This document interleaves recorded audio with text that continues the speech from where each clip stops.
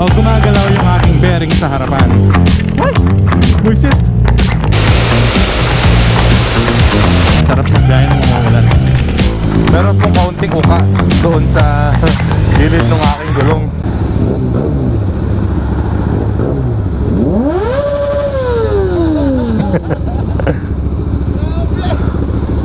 So ayun guys, what's up sa inyong lahat?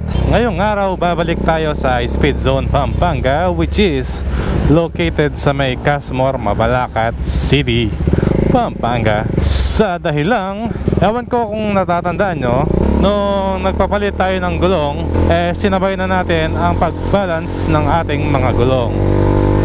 Dahil sabi ko, mas recommended kung pag magpapalit ng gulong, ibabalance na rin. At doon sa video na yon, nalaman namin na may kaunting play o gumagalaw yung aking bearing sa harapan. Kaya ngayon babalik tayo para paayos yun, para i-wheel balance na rin ulit yung harapan, para confident tayo mag-ride. O kahit saan tayo pumunta gamit ang ating motor, kumpiyansa tayo. At ngayon, meron pa tayong isang problema. Parehong gulong sa harapan, sumisingaw. Hindi ko alam kung anong dahilan. Ay buiset, tumuulan.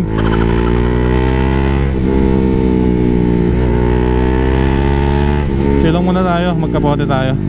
Buti din lang ako yung kapote. Buti na lang, wait lang guys, magkakapote lang tayo. Alright, nakapagkapote na tayo. Hindi naman sobrang lakas, kaya yung pantaas lang yung sunod ko. Ay! Buisit! Okay lang ba? Dapat yata pati pantalon, malakas siya, suoy. Suot natin yung pambaba. Buisit. Dapat sinot ko na pareho sa atin dito. Okay. Dapat sinot ko na rin yung pambaba. Buisit. Ito na lang yung bag natin, ang Immortal. Meron din siyang waterproof bag. Okay, tara na. Buti na lang, dinala ko yung kapote ko. Actually hindi to kapote. Ano sa waterproof and windproof jacket. Tapos meron siyang waterproof na pants. Nagpo-fog ang aking visor. So yun nga, sabi ko nga, ano sabi ko? So palit na natin yung bearing sa harapan. Pag nagpapalit ka ng bearing, dapat yung ano na, kuwari sa harapan, yung dalawa na, magkabilaan na, hindi yung isa lang. So bumili tayo ng dalawang bearing kay Berting para sa harapan. So hopefully maging successful ang lakad natin ngayon. Ang ating goal is mapalitan ng bearing sa harapan, mabalance ang gulong sa harapan, at mawala yung sumisingaw sa harapan. Sarap magbiyahe ng umuulan. So ngayon ko palang matitest yung lakad na to, kung hindi ako mababasa. So paalala lang lagi pag maulan, huwag tayo nagmamadali. Hindi baling mahuli sa pupuntahan, basta makapunta ng buhay. Iniisip ko kung saan nadali yung gulong ko Nung minsan meron kaming tambay sa Clark, tapos lumibot kami ng Angeles. Feeling ko doon kasi meron kaming lubak na nadaanan, pero masyadong mababaw yung lubak na yun para sirahan niya yung gulong ko. Baka, ewan ko, di ko kasi matignan ng maigi yung buong gulong baka may natusok na maliit na pako, ganon. Kaya karayom, pwede yun. Kasi unti-unti siyang sumisingaw pag hindi nagagamit Ayan na speed zone.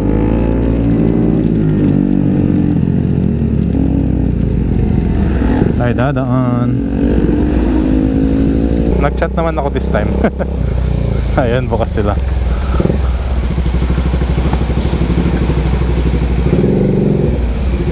So meron din nag-dyno-tune dito guys kung gusto nyo pa-tune up, pa-remap yung ECU nyo. Mapa small bike ka man o mapa big bike, pwede ka dito. Wait lang. Several days later. So ayun, grabe. Ilang araw bago ko natuloy itong video na to. Hindi ko natuloy yung video nung umuulan kasi basang-basa na yung camera ko. Nag-fog na yung case. So for sure wala kayong makikita. Tsaka basang-basa na rin ako, kaya hindi ko na tinuloy yung video. Tapos ngayon lang ako nakapag-motor ulit. Medyo kumalma na yung panahon, pero may isa pang bagyo. Katatapos lang ni Dante Golapa. Put your head on my shoulder.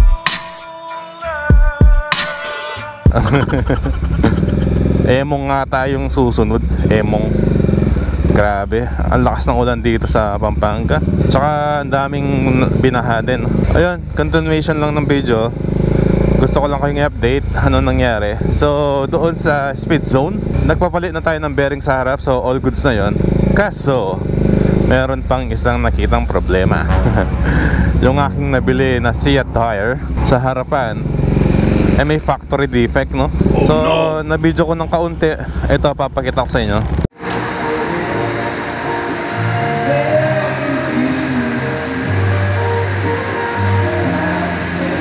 So ayun, hindi ko alam kung halata sa video, pero meron pong kaunting uka doon sa gilid ng aking gulong. So hindi siya 100% round, no? Kaya pala may nararamdaman ako dito sa harapan. Nakala ko yung ano lang, may makapal na thread lang. Di pala, parang may nakauka doon sa bandang gilid. Well, sabi naman sa speed zone, hindi naman siya ganun kadelikado. Pero syempre, mafe-feel mo yun eh.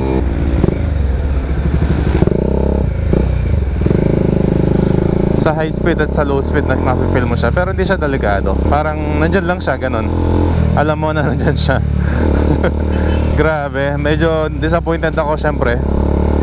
Excited pa naman ako sa Seat tire na to. First time kong mag dual sport. Tapos ganyan pa. So ayun, be careful na lang sa pag-order sa online. Alam ko mas mura sa online, kaya dito tayo nag-order. Pero yun lang, hindi tayo sigurado sa ino-order natin. Hindi natin nakikita in person. Kaya yun, be cautious na lang. Ganun pa man, maraming salamat pa rin sa speed zone, kasi hindi sila yung gumagawa lang basta-basta tapos sasabihin sa'yo tapos na kailangan mo pagawa to, kailangan pa ganyan. Hindi sila ganun. Gusto nila na aware ka sa kondisyon ng motor mo, kung may dapat bang palitan, ganun. Tsaka yung mga kailangan mong planuhin, kailangan mong pagawa in the future. Ayun, sinasabi nila, tinuturuan ka nila. At hindi sila naniningil para doon.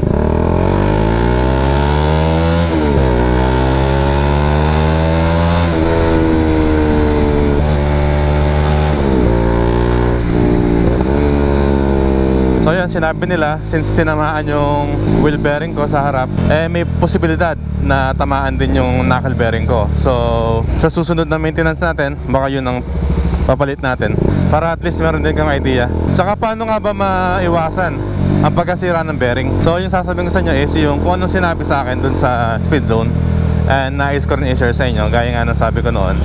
Kapag may natutunan tayo, opinion man o katotohanan, siyempre gusto kong sabihin sa inyo para at least ay, lalim na ito. Alam niyo yun, napapagkumpara nyo yung mga opinion ng mga motovlogger, mga expert, ganun, para may idea kayo. Kasi ganun din ginagawa ko eh. So yun, unang-una, kapag may hams, huminto po tayo sa hams.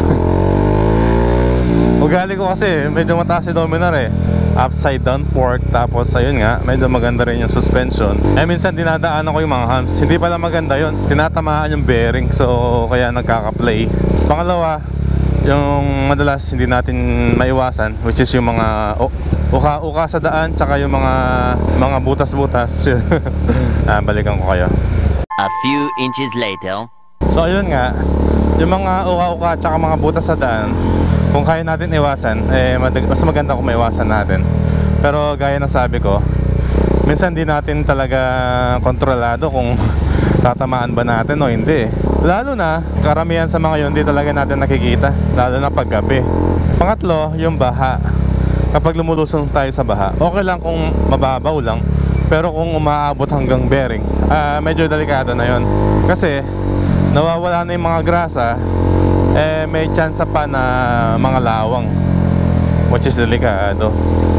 At yung panghuli is, siyempre, naluluma, nawe-wear and tear. So lahat po ng mga gamit ni Dominar, siyempre, lalo na sa gulong, sa kadena, lahat ng mga palagi nagagamit, siyempre naluluma yan, nawe-wear and tear yan eh. So hindi porke na dyan sa motor permanent na, siyempre may mga parte talaga na kailangan natin palitan.